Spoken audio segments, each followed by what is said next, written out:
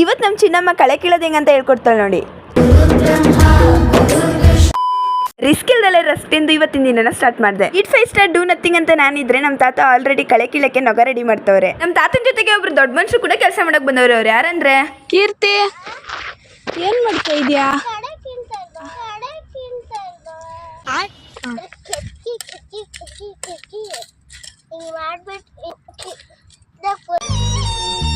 ಬರ್ಲಿಲ್ಲ ಅಂದ್ರೆ ತಿರ್ಗಾ ಮಾಡಿ ಮಾಡಿ ಮಾಡಿ ಮಾಡಿ ಮಣ್ಣು ತೆಗ್ದಿ ಬರ್ಲಿಲ್ಲ ಅಂದ್ರೆ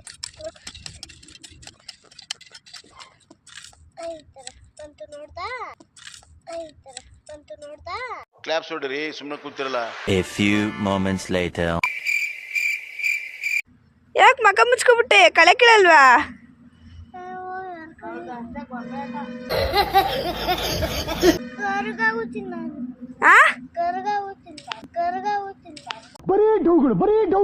ನನಗೆ ಚೆನ್ನಾಗಿ ಜ್ಯೂಸ್ ಮಾಡಕ್ ಬರುತ್ತೆ ಗೊತ್ತಾ?